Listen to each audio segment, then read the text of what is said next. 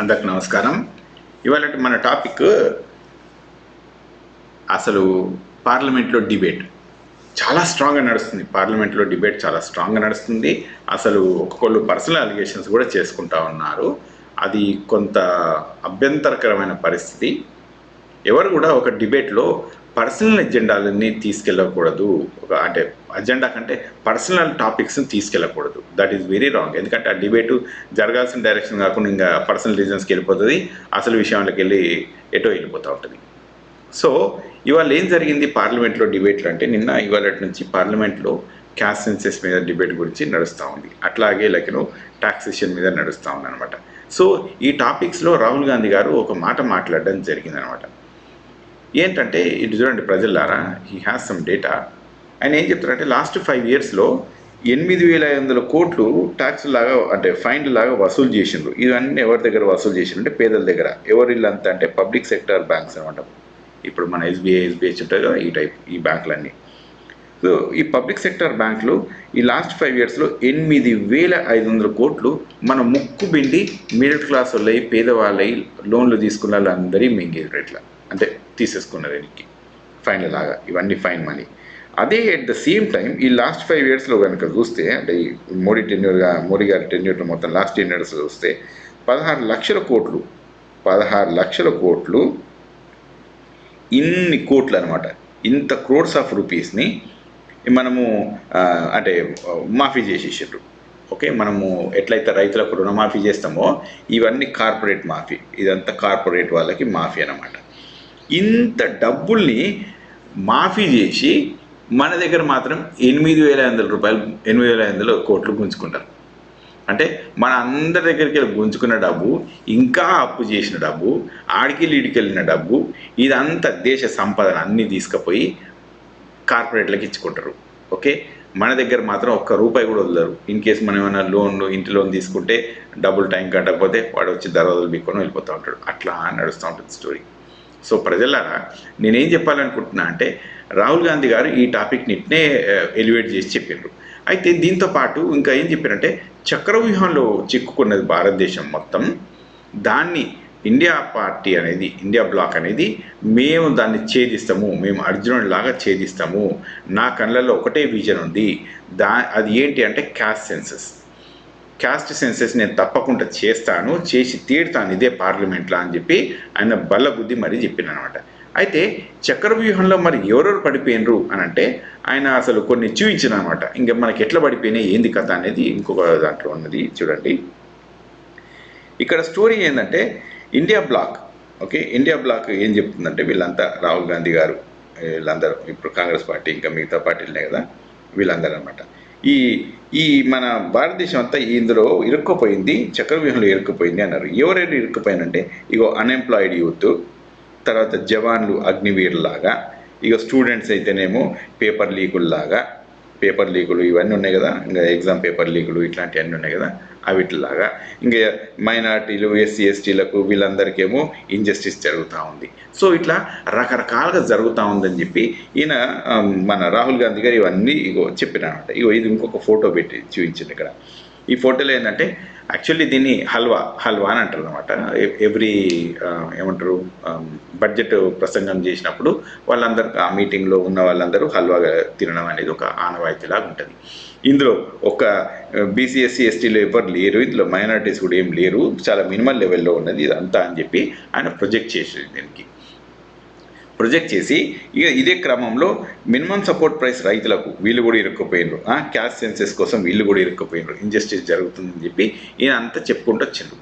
మరి ఇక్కడ దాకా అంతా కరెక్టే. రాహుల్ గాంధీ గారు, మీరంటే గౌరవమే ఉంది మాకు, చాలా సంతోషం, నేషనల్ లెవెల్లో మీరు ఇవి చేద్దాం అనుకుంటుండ్రు. మరి అట్లాంటప్పుడు స్టేట్ లెవెల్లో కూడా జరుగుతుందా లేదా అనేది మీరు ఒకసారి చూసుకుంటే బాగుంటుంది. మరి జరుగుతుందా లేదా అంటే నేను ఒక డేటా కలెక్ట్ చేసిన చూడండి ప్రజలారా. ఈ డేటా ఏంటంటే ఇది చూడండి. ఇక్కడ కులంకంపు మతోన్మాదం కంటే ప్రమాదకరం అని చెప్పి రాసింది. ఇక్కడ స్టోరీ ఏంటంటే, ఇప్పుడు జిహెచ్ఎంసీలో కమిషనరు మరి అమ్రపాలి గారే, షీఈ్ ఎ రెడ్డి రైట్, ఆమెకే మళ్ళీ మెట్రోపాలిటన్ కమిషనర్ ఇచ్చారు, జాయింట్ మెట్రోపాలిటన్ కమిషనర్, ఆమెకే హెచ్ఎండిఏ మేనేజింగ్ డైరెక్టర్ ఇచ్చేసిండ్రు. అంటే ఇవన్నీ ఒక రెడ్డి క్యాండిడేటే ఉన్నంత మాత్రాన ఇవన్నీ ఇవ్వాలా?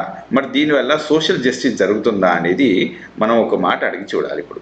ఓకే, రాహుల్ గాంధీ గారిని మనం ఎట్లా అడగలేము, ఎందుకంటే ఆయన నేషనల్ లెవెల్లో ఎన్నో ఉంటాడు. మరి అదే పార్టీ అదే ఐడియాలజీ జరుగుతున్నా ఇక్కడ లోకల్ కాంగ్రెస్ పార్టీ ఉన్నది కదా, ఇలా ఇక్కడ లోకల్ కాంగ్రెస్ పార్టీ ఉన్నది కదా, తెలంగాణ కాంగ్రెస్, మరి వీళ్ళని అడగాలి. మరి ఇక్కడ ఎవరు ఇప్పుడు రేవంత్ రెడ్డి గారు ఉన్నారు, మరి ఆయన ముఖ్యమంత్రి, మరి ఆయన కూడా ఇప్పుడు పార్టీ చీఫ్ ఆయనే కాబట్టి ఆయనను అడగొచ్చు. మనం గవర్నెన్స్ ప్రకారం మనం వేరే అడగలేము, కానీ మరి పద్ధతి ప్రకారం అయితే మరి అడగొచ్చాము మనం, ఎందుకంటే ఆయన కూడా ఇంకా పార్టీ హెడ్ ఉన్నాడు కాబట్టి. ఇది అక్కడ అయిపోయింది ప్రజలారా, ఇది ఇక్కడ అయిపోయింది కదా. మరి మిగతావి కూడా ఉన్నాయి కదా, మిగతా వాటిని కూడా చూసుకొని పోవాలి కదా. ఈ మిగతా వాటిని చూసుకుంటూ పోతే ఇది రేవంత్ రెడ్డి గారు ఏం చేసినారో చూద్దాం మనం ఇప్పుడు. అందరినీ మళ్ళీ రెడ్లనే మస్తు మందిని పెట్టుకున్నాడు, మస్తు మంది రెడ్లనే పెట్టుకున్నాడు. ఇంతమంది రెడ్లను పెట్టుకుంటే మరి సామాజిక న్యాయం ఏడు జరిగినట్టు, ఇక్కడ క్యాస్ట్ సెన్సెస్ ఏం జరిగినట్టు? ఇక్కడ టీఎస్పీఎస్సీ చైర్మన్ మహేందర్ రెడ్డి గారు, ప్రభుత్వ సలహాదారునేమో వేం నరేందర్ రెడ్డి గారు, ఇక మనకేమో ముగ్గురు మంత్రులు ఉన్నారు, ఉత్తమ్ కుమార్ రెడ్డి గారు, కోమటిరెడ్డి గారు, పొంగిరెడ్డి గారు, వీళ్ళు ముగ్గురు రెడ్లే.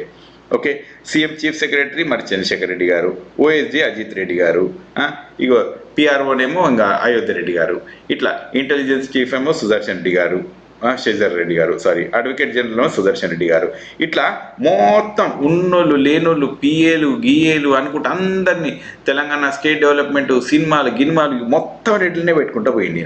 ఇక్కడ సామాజిక న్యాయం మరి వాళ్ళు మాట్లాడుతుందేమో సంతోషమే, నేషనల్ లెవెల్ మేము చేస్తామంటారు. మరి వీళ్ళు ఇంప్లిమెంటేషన్ దగ్గరకు వచ్చేసరికి ఇంత చిత్తశుద్ధి అనేది వీళ్ళకు ఉన్నదా? పార్టీకి ఇంత చిత్తశుద్ధి ఉన్నదా? ఉంటే మరి వీళ్ళందరికీ పదవులు ఎట్లొచ్చినాయి? సరే, గెలుపు ఓటముల కాడ నేను ఒప్పుకుంటా, ఎందుకంటే గెలుపు ఓటముల కాడ గెలిచేటోళ్ళకి టికెట్ ఇచ్చుకొని ప్రభుత్వాన్ని తెచ్చుకోవడం అనేది ఆ పార్టీ అనేది ఒక పాలసీ, దట్ ఈస్ యాక్సెప్టబుల్. అంతదాకా మనం ఉండాం, అంతదాకా మనం యాక్సెప్ట్ చేయాల్సిందే. వాళ్ళేమో ఇక్కడ హల్వా చూపిస్తారు, ఇక్కడనేమో హల్వా ఏది, ఇక్కడ హల్వా ఏది, ఇది కొంచెం ఆగం ప్రజలరా, ఇగో ఇక్కడ హల్వాలనేమో మరి ఎస్సీ ఎస్టీలు, ఇక్కడ హల్వాలో ఎస్సీ ఎస్టీలు లేరు ఇక్కడ అని చెప్పుకొచ్చిండ్రు. అట్లాంటప్పుడు మరి మీ దాంట్లో ఎవరున్నారు ఇక్కడ? రేవంత్ రెడ్డి గారు మరి ఇదంతా రెడ్లే ఉన్నారు కదా, మరి దీంట్లో కూడా లేరు కదా. మరి ఇది ప్రజాపాలన రెడ్డి పాలన, ప్రజాపాలన అని చెప్పేమో మీరు అంటా ఉన్నారు, మరి చూస్తేనేమో హల్వా స్టోరీ లెక్కనే కనిపిస్తుందండి. సో ప్రజలారా, ఒక మాట చెప్పడం కాదు, దాన్ని ఇంప్లిమెంట్ చేసి చూపించండి. ప్రజలు మీకు పట్టం కట్టిండ్రు.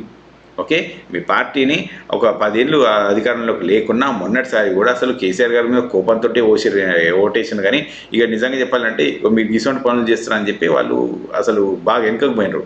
అప్పుడు కూడా భారీ మెజారిటీగా మీకు ఏదో వన్ సైడ్ ఏమి ఇవ్వలేదు, ఎందుకంటే మిమ్మల్ని పూర్తిగా నమ్మకనే కదా. సో ప్రజలారా, what I mean to tell you, central గవర్నమెంట్లో రాహుల్ గాంధీ గారు మంచిగానే ఉన్నారు, ఆయన కొంత పద్ధతి ప్రకారం ఉన్నట్టున్నది ఆయన లెక్కలన్నీ చూస్తూ ఉంటాయి. కానీ స్టేట్లో మాత్రం మరి అది నాకు కనిపించట్లేదు. మీకు ఏమైనా వేరే కనిపిస్తే మీరు కామెంట్స్లో పెట్టండి.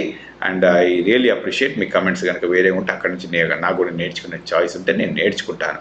కానీ దీని ద్వారా నేను కాంగ్రెస్ ప్రభుత్వానికి చెప్పదలుచుకునేది ఏంటంటే, క్యాస్ట్ సెన్సెస్ అనేది మీ దగ్గర కూడా చేసి చూపించండి, మీ దగ్గర కూడా కొంత ఈక్వాలిటీకి స్పేస్ ఇవ్వండి, మీ దగ్గర కూడా చేయాల్సిన పనులన్నీ చేయండి. అంతేగాని నేను అక్కడ వచ్చిన తర్వాత నేను చేస్తాను, సెంట్రల్ గవర్నమెంట్లో వచ్చిన తర్వాత చేస్తాను, ఈ స్టేట్లో ఏమన్నా కానీ నాశనం కానీ అన్నట్టు మాత్రం అది తప్పు, అది కరెక్ట్ పద్ధతి కాదు. ఓకే, నెక్స్ట్ వీడియోలో మళ్ళీ కలుద్దాం. Thank you very much.